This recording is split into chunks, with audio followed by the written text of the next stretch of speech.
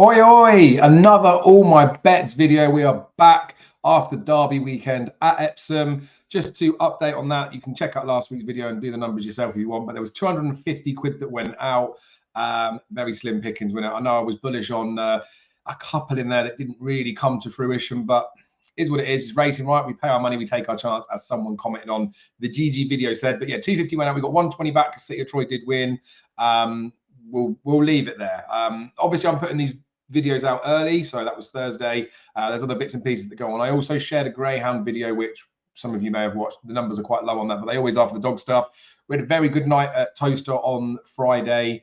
A couple of good price ones I'd put up in the video, and Saturday as well we had another one. Ballymac Finn was a real good strong bet, so could have been a worse weekend, could have been a better weekend, but yeah, we did all right. Now for this video, right, I will be sharing all of my bets for Saturday, including the dog. I'm going to introduce him as well. There's £500 going out this Saturday, right? And I laugh, right? I'm not doing any of this stuff to be out here to be like, well, I need to bet loads, or I'm a big punter, or any of that sort of stuff. I do it for transparency and honesty, which I'm sure you guys know anyway. So first and foremost, make sure you do like the video, because why not? It's nice to be nice. Drop a comment below, right? I do read every single one of the comments. I reply to them as well. A lot of the comments that go in there, I'm happy to interact. Someone makes a point or asks a question, I reply. A lot of you don't even come back after I've replied though. So I mean, if you want to do me the common courtesy of replying to me when I've replied to you, then we can have a conversation, but it doesn't matter, right? Everyone's entitled to their opinion. I'm not 100% right about everything. I'm also not 100% wrong about everything, but that's the beauty of the betting sphere, right? If we didn't have opinions and we didn't have different opinions, then there would be no markets, there would be no margins. So drop a comment below just to say whatever you like, and then do make sure you subscribe to the channel. Right, the flannel is out of the way. I said I've got 500 quid worth of bets coming out. I would imagine that most punters would be looking at the Saturday card and thinking there's not a massive amount of opportunities out there. And I would be of a similar-ish opinion. Obviously, similar-ish is a bit of an oxymoron, isn't it? In the fact that I don't think there's any, I don't think there's as many like tremendous value opportunities out there. I do think there's some good vets. So, I mean, they are, in my eyes, reasonably good values. A lot of them are safe. You'll see as I put them up, right? There's a few like each way bets in there as well. Paying my money, taking my chances. A few extended place races where I think I've got a reasonable opportunity, but again, we'll have to see how it all pans out. The reason and relevance of me bringing up about saying that a lot of people probably wouldn't be in the same thought is I've probably staked a lot of money, considering when you look at the cards, I could have probably scaled it all down a little bit, right? So I've had some bets, which you will see. I've had some 25s each way on horses that potentially could have been like your little 1250s each way or whatever. I could probably bring the whole betting amount down a little bit. However, I do take lots of things into consideration when I'm having a bet in terms of price, opportunity, and things like that as well. And I'm pretty happy with where I'm sat.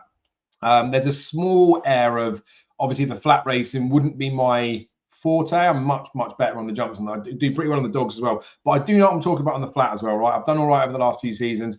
It does sometimes just, I guess, frustrate me is the right way of saying it, when I feel like I've got a reasonable handle on things and then they don't necessarily pan out exactly as I thought, or the money's going in the right places, but I don't necessarily get the results I'm getting.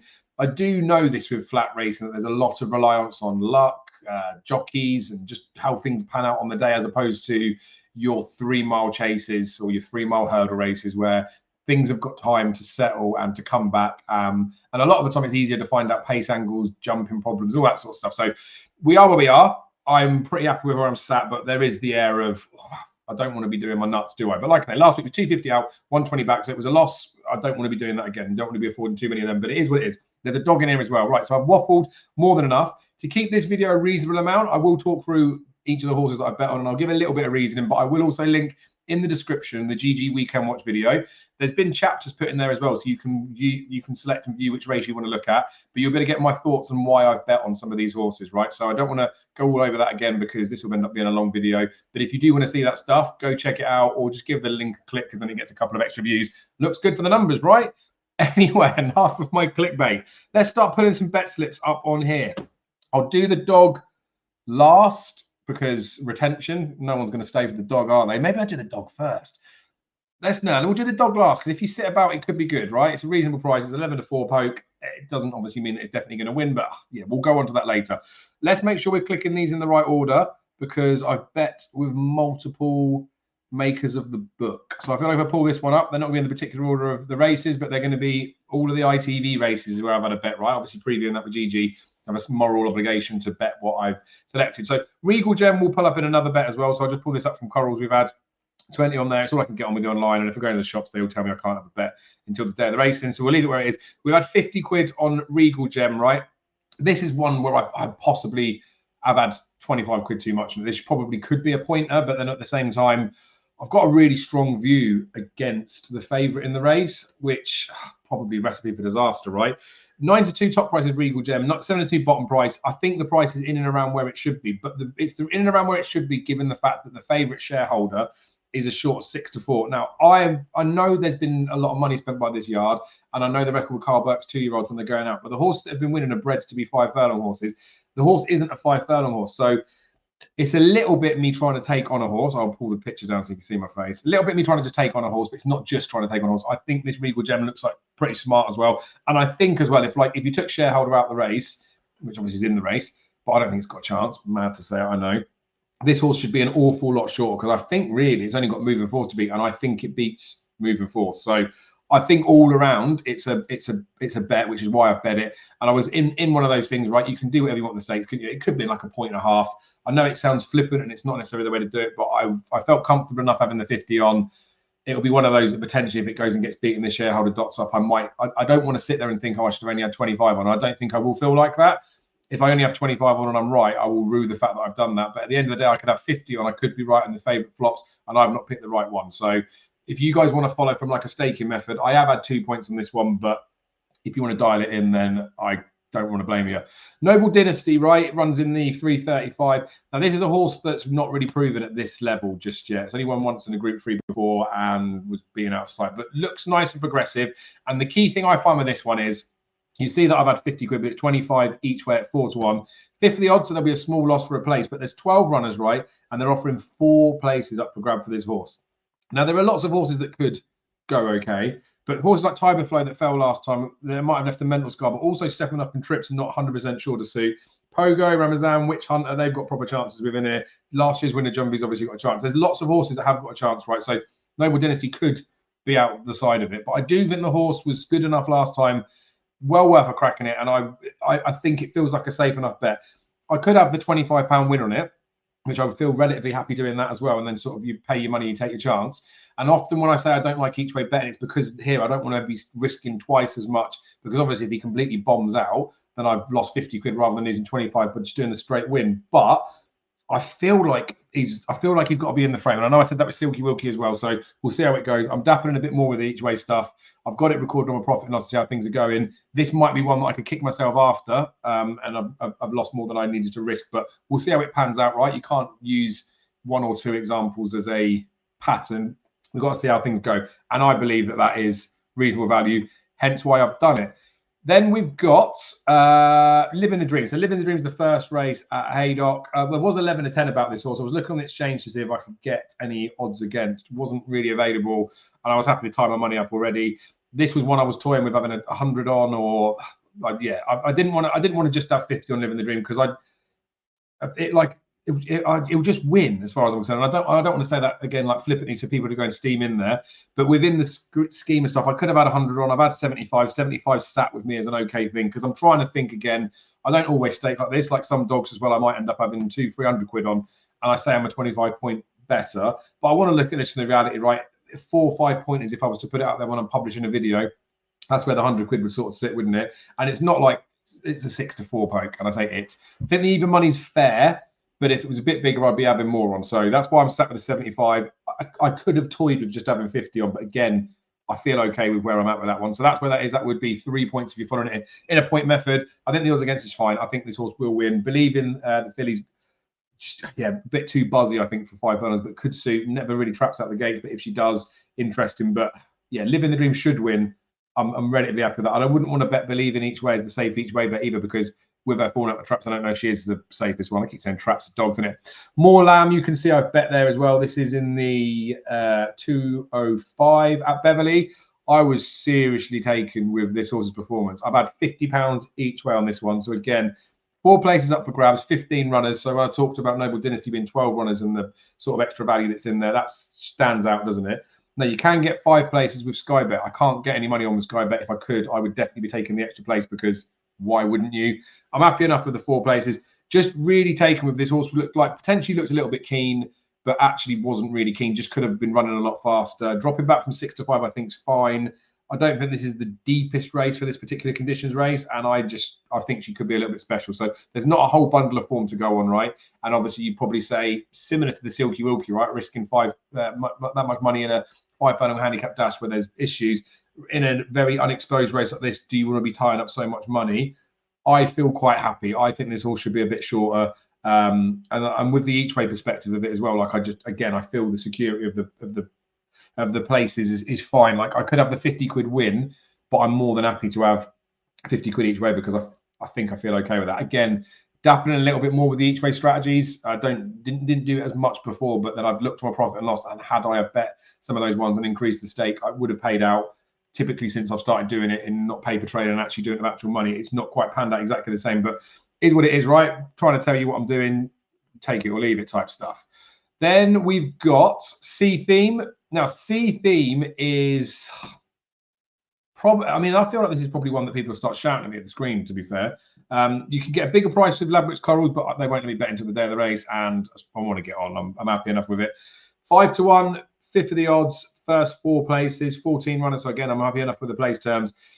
I've had 25 each way on this horse, right? And I've like this possibly could be one where you can have a 25 win dart, or you can have a potentially even go as low as a £12.50 each way, because it's more based on the fact that Haggis has had the last 2 winners in this race. They've both been by Sea the Stars, been running the same sort of races. You'd have to trust that she just didn't handle Newmarket last time, and I think that's why we haven't seen her, and that's a positive as far as I'm concerned. It's been a bit of money for her earlier. I would have preferred potentially like a smaller, bigger price.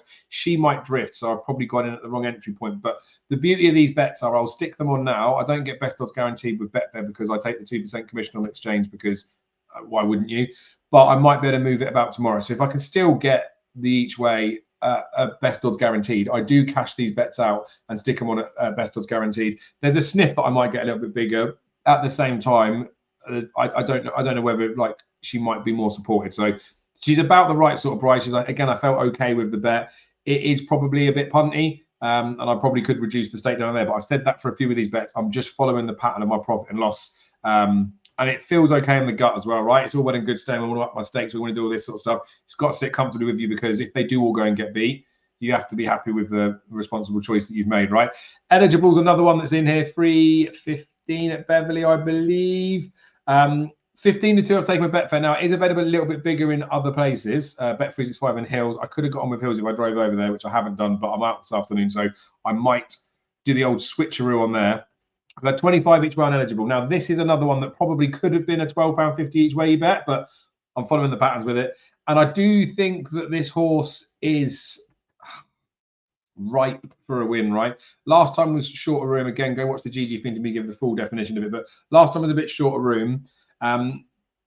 If you look at the fact that this horse is like not so necessarily prolific, but it's been running a lot more on the all-weather than it does on the turf.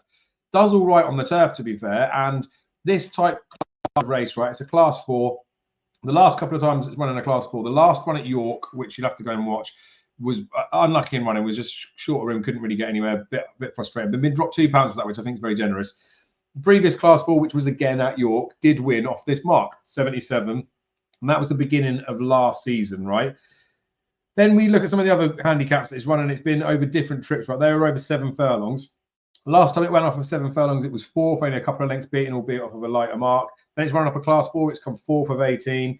Running a class 4 handicap at Red Common, it was a 66 to 1 poke, came 7th of 12. And then we're starting to get further down, like older races. But this is on heavy. Class 4 was 10th of 11, but probably a different horse then. And again, was sent off at 66 to 1. Now, when this horse has been relatively fancied, i.e. single figures, I guess, and been running in handicap company over 7 furlongs, seems to always be in the frame. So I feel happy with that. And I do think from the last one looked quite good. So it could be vulnerable to something else, but I wanted to bet this horse next time out.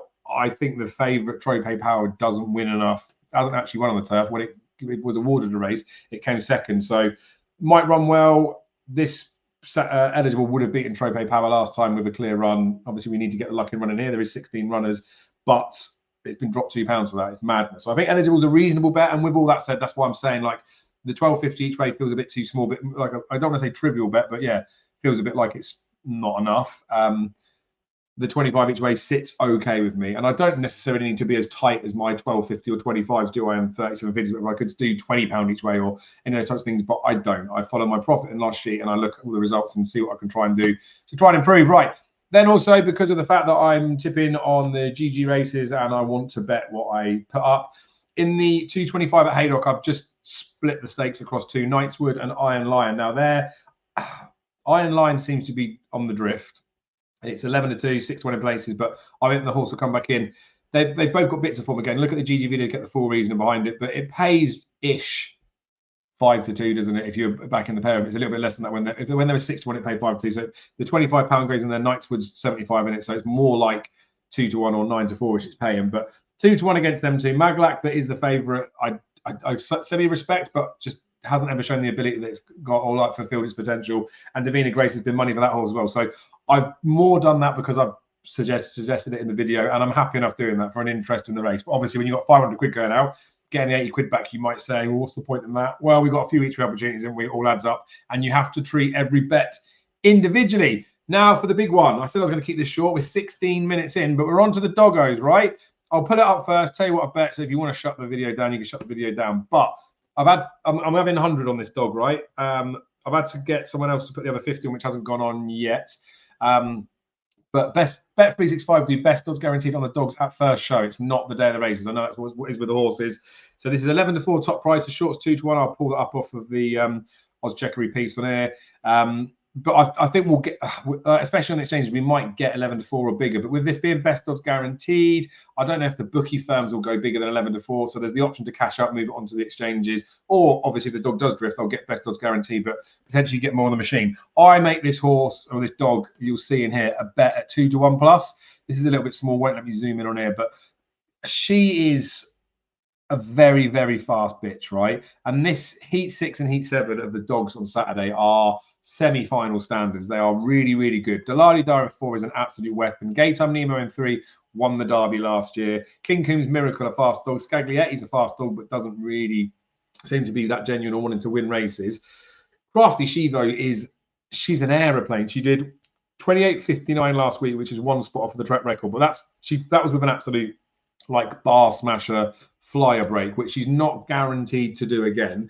Now, I think a lot of people are trying to, I think some bookies are trying to get this one beat because Delali Dar in 4 is very, very fast, but wasn't as fast as Crafty Shivo last week.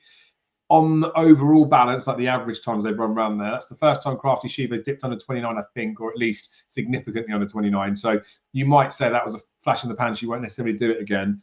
I'm not sold on that. I think she's fast. I think she can do it again. But the Delali Dar was probably a couple of lengths behind that pace, but did get like a bit of checking up. So because Delali Dar runs from behind, it is susceptible to a bit of trouble. And I look at the makeup of this race.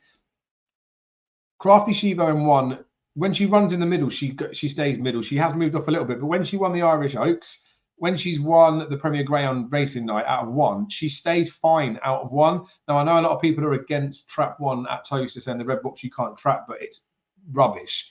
And I think 2 being the dog that 2 is, doesn't have enough early pace to lead these up. Gaytime Nemo will go okay out of 3, but is, again, like smashing the bars is fine and did lead up in the Derby last year, but Crafty Shivo's got more early than I'd say than Nemo. Like, should at least be level with the dog going to the first bend. So she's got an easy lead up from 2, I think.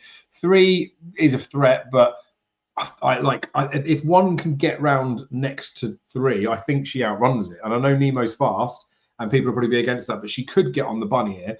Now the 4 dog, Delali Dar, is fast, very, very fast, runs from behind, but definitely isn't going to lead 3. And if Delali Dar does decide to ping, then 3 is going to be paced up to the bend. 5 miracle paces to the bend as well. So I think there's going to be a bit of sandwiching or potential scrimmage in there. King Combs will try and stay out of trouble on the outside and pick pieces up. But again, if there is a bit of trouble on the inside, I can see it fanning the whole way out. So I'd have made this dog probably like a 7-4-ish plate, which is why when I've done my card and I've marked it, I'll bet it at 2-1 plus. There are some firms, as I showed, that are 2-1. So I still would have been having 100 on, and I'm having 100 on at 11-4. Now, a lot of you will be shouting at the screen saying, bigger odds, bigger the bet. Why are you not having more on if it's value? I'm sitting and holding tight, right? This is one that I potentially could have a bit more on, but I do understand the risks that are attached with a dog that you're betting that probably has to lead. Now, there are other dogs that I got stuck into. So last week I bet the other Kobe that was in the video and Ballymac Finn. Now, both of those were not necessarily break the bars, but break the bars, get gone. I expected him to lead at the first bend for the bet to stand. And I do feel like that with Crafty Shivo as well. So I always get a little bit tied up with how much I can get stuck into those ones, especially when it comes to the pricey bits. But I'm happy with the 100 at 11-4. There's a chance I might have a little bit more on, but there's also the fact that I know, right? I'm saying it's about 7-4. Let's just say it's a 2-1 poke. I know that 2 times out of 3 the dog gets beat, in my opinion, although slightly different to that. It would be 4 times out of 10 I think the dog wins. But you know where I'm getting, right? So I do understand the fact that there is the risk there. And I know people will be shouting saying, yes, but it's very good value. If you think you're right, you can get in there and get out. I don't feel like this is one where everyone's going to be on the same opinion. So I don't feel like this is a dog.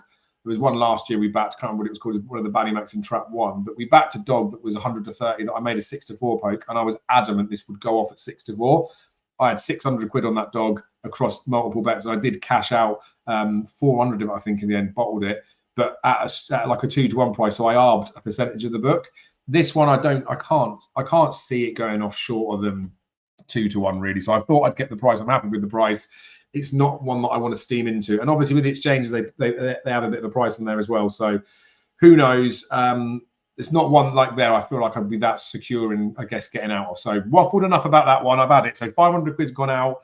Jeez, it could be a painful weekend. Obviously, play nice in the comments, but fair play. Like if I've had a howler, I've had a howler. I don't mind. It's obviously a long game betting. We all know that is. That's why I appreciate your guys' support and sticking in for the long haul, especially if anyone stayed this far through the video. So have great weekends.